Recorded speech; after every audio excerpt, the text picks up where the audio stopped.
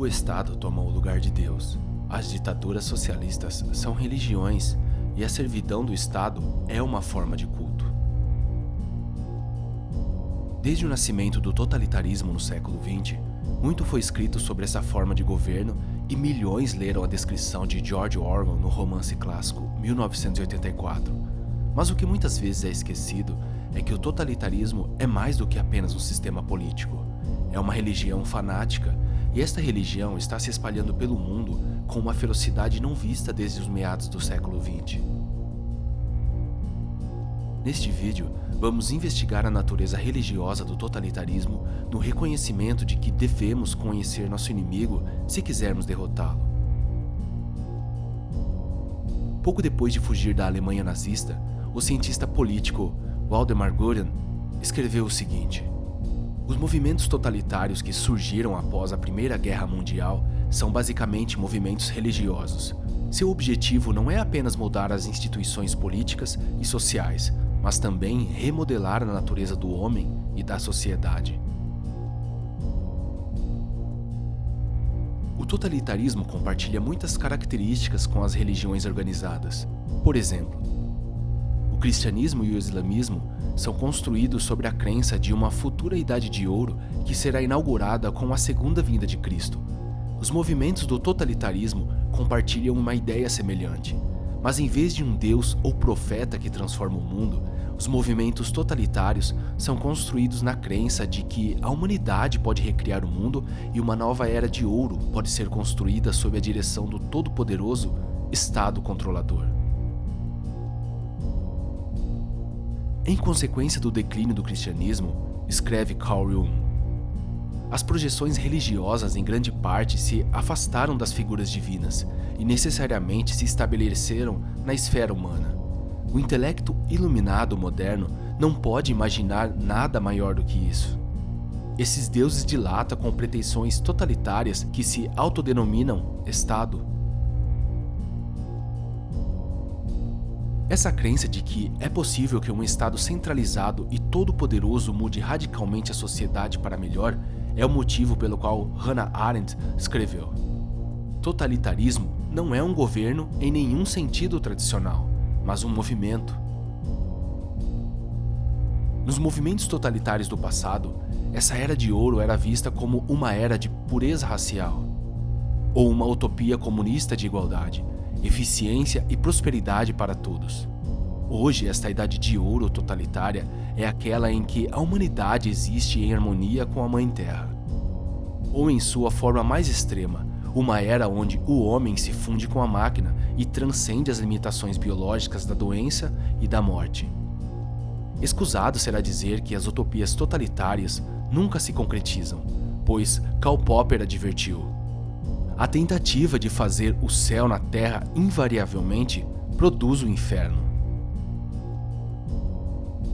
Essas visões utópicas, no entanto, conseguem estimular o entusiasmo religioso das massas, e os totalitários usam essas visões para convencer a população de que o fim utópico justifica todo e qualquer meio, seja vigilância em massa, censura, opressão generalizada, violência em massa, prisão ou mesmo o extermínio de grupos de pessoas, ou como Barry Goodwater explica: aqueles que buscam o poder absoluto, mesmo que o busquem para fazer o que consideram bom, estão simplesmente exigindo o direito de impor sua própria versão do céu na terra. E deixe-me lembrá-lo, eles são os mesmos que sempre criam as tiranias mais infernais. O poder absoluto corrompe, e aqueles que buscam devem ser suspeitos e devem ser combatidos. Na religião totalitária existem os escolhidos e os pecadores. Os escolhidos acreditam ingenuamente na possibilidade de um futuro paradisíaco e na capacidade do Estado de ser o veículo para efetivar essa transformação. São os piedosos que seguem as ordens do Estado com obediência inquestionável.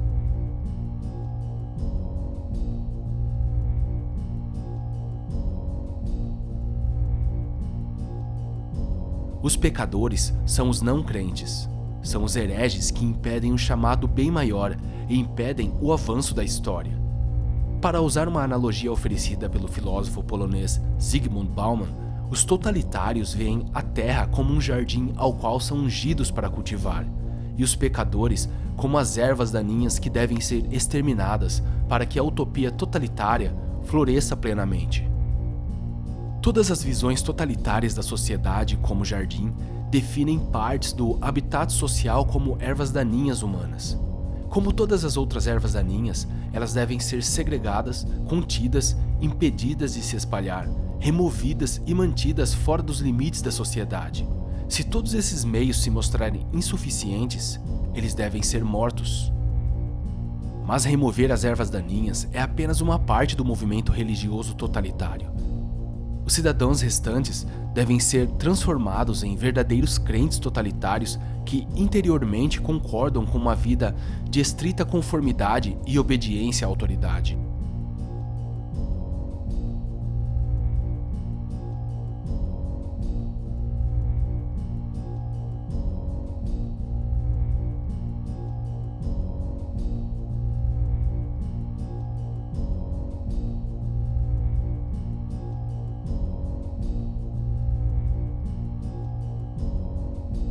Pois no totalitarismo, a mera exibição externa de submissão não é suficiente.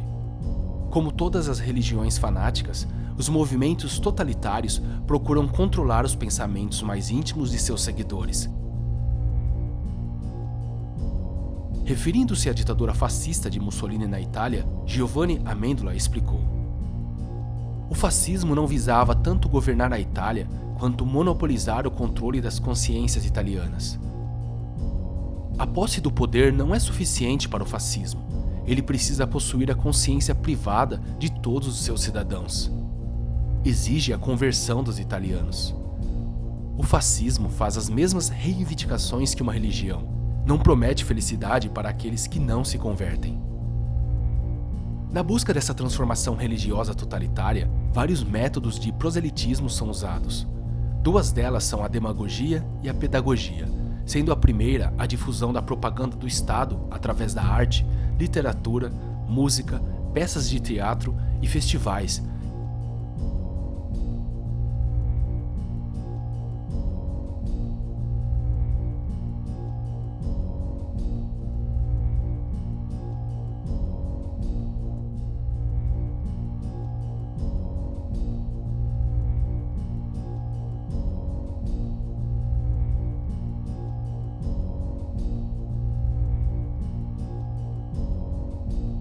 E a segunda é a doutrinação ideológica da juventude por meio da escolaridade obrigatória.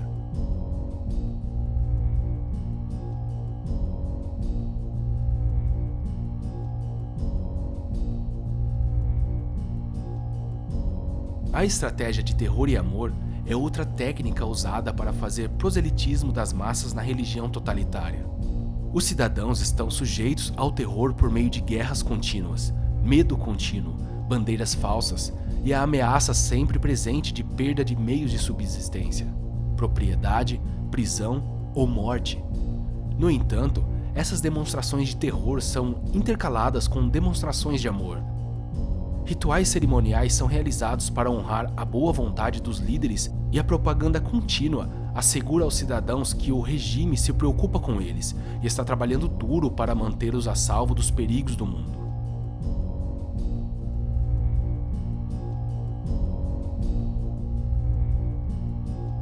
Alexander Stan explica em seu livro Terror, Amor e Lavagem Cerebral.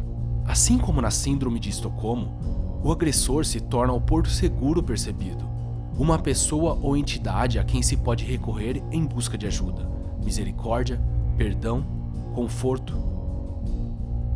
Essa alternância de terror e amor desencadeia ansiedade flutuante, confusão e cria um vínculo traumático entre o cidadão e o Estado, vínculo que está na base de todos os cultos. Stan explica ainda: a alternância de amor e medo dentro de um ambiente de isolamento resulta em um seguidor dissociado, leal e destacável, que agora pode ser instruído a agir nos interesses do líder e não em seus próprios interesses de sobrevivência, na criação de estresse ou ameaça sem outra saída senão conformidade ao aparente refúgio seguro do regime totalitário e grupo. O medo persistente, em conjunto com promessas de que a obediência ao regime trará a salvação dos cidadãos, cria verdadeiros crentes que farão o que o regime comandar, mesmo que esses comandos exijam que eles reneguem amigos e familiares, enfrentem a ruína econômica, passem um tempo na prisão ou até ir para uma sepultura precoce. Como exemplo, Nikolai Vilensky, um homem leal ao regime soviético, foi forçado a passar 17 anos nos gulags de trabalho forçado por um crime que não cometeu. No entanto, ao ser liberado, ele não condenou o regime stalinista, mas afirmou: "Acreditamos no partido e não estávamos enganados." Outros relatos falam de funcionários políticos e seguidores do partido que gritavam "Viva Stalin!" enquanto eles estavam sendo levados para serem fuzilados pela polícia secreta soviética. Como mais uma evidência para a conversão religiosa em massa que ocorre sob o totalitarismo, Hannah Arendt explicou: "O fato surpreendente é que o verdadeiro crente totalitário é improvável vacilar em sua lealdade.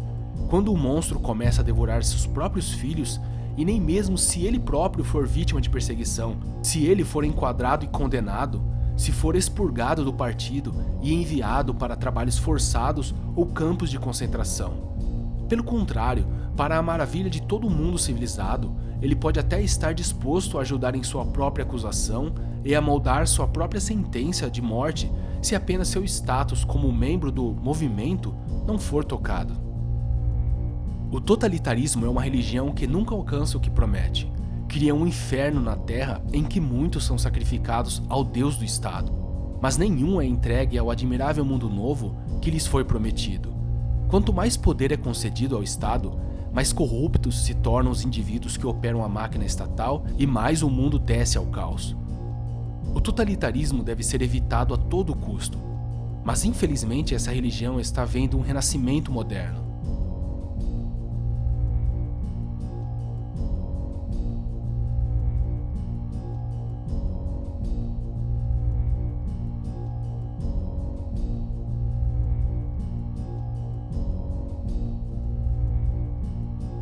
Políticos e outros em posição de poder global expressam seu desejo de refazer, reconstruir ou redefinir o mundo, e espera-se que as massas obedeçam e amem a nova sociedade que lhe está sendo imposta.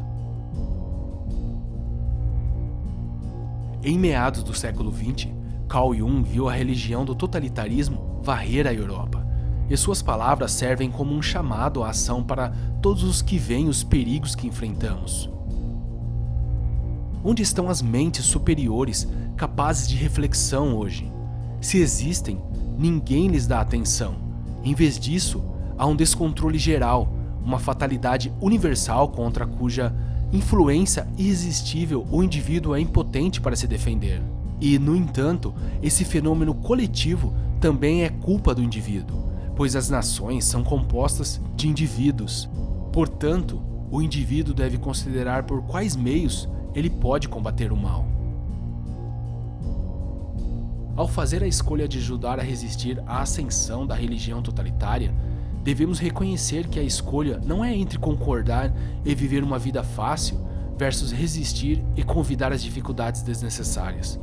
Pois a obediência ao totalitarismo é a escolha mais arriscada, pois se baseia na esperança ingênua de que desta vez será diferente, que desta vez o poder não corromperá os políticos e funcionários do Estado, que desta vez o monstro totalitário não devorará seus filhos e criará um inferno feito pelo homem na Terra. Mas como Solzhenitsyn alertou, sempre existe essa crença falaciosa.